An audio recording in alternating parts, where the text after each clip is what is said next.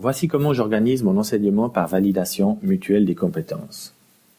En premier lieu, comme pour tout enseignement, il s'agit de réaliser le découpage annuel. D'après le plan d'études donné, je liste les compétences que mes élèves vont travailler. J'essaie de les limiter à une quinzaine par année. En utilisant le principe des arbres de connaissances, je construis l'arbre qui sera aussi le parcours d'apprentissage. Chaque compétence est liée aux autres dans une logique de développement et de prérequis. Pour chaque compétence, j'ajoute du contenu de formation et des brevets pour la validation. Une partie de ce contenu peut être ajoutée en cours d'année.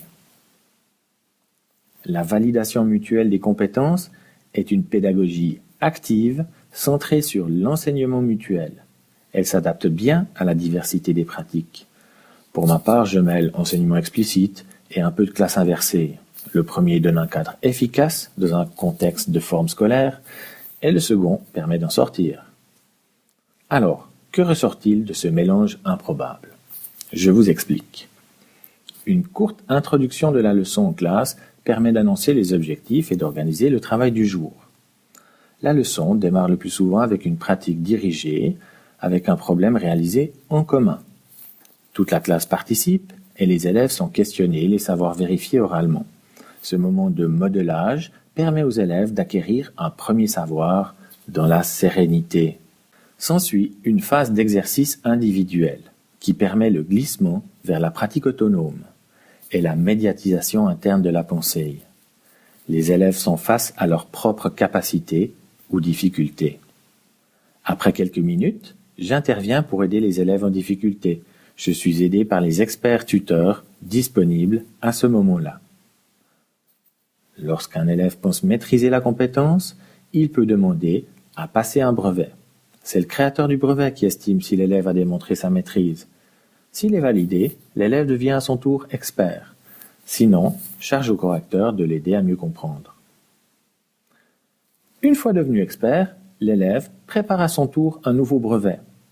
Il doit alors réinvestir la connaissance pour créer des exercices qui vérifieront les capacités de ses camarades. Créer, corriger, expliquer va lui permettre de consolider sa connaissance en verbalisant son savoir. Petit à petit, les groupes pourront se former sur des compétences différentes et en fonction des demandes. Les experts doivent constamment réactualiser leur savoir. Ce travail répété permet une assimilation en profondeur. Comme je leur dis, dans la classe, c'est le prof qui apprend le plus. La responsabilité et les rôles qu'ils endossent répondent aux 3 besoins psychologiques fondamentaux, soit le besoin d'autonomie, de se sentir compétent et d'appartenir à une communauté. Les élèves sont investis dans la tâche pour eux et pour la classe. Après un moment de collaboration et d'enseignement mutuel, l'effervescence des échanges doit être réduite pour un moment d'objectivation sur ce qui a été appris et organiser les futures collaborations. Qui a besoin d'un brevet, quelle vidéo visionner en ligne, etc. Cette méthode me permet ainsi d'articuler les moments de travail individuel et collectif et de laisser plus ou moins d'autonomie selon la situation, selon la classe, la concentration du moment ou le besoin pédagogique spécifique. Au fil du temps, je vais enseigner moins et les élèves apprendre plus. J'ai aussi un outil de contrôle. J'observe sur la plateforme les compétences et repère les élèves plus en difficulté. Et quel plaisir d'observer ma classe auto-organisée et investie pour ses apprentissages.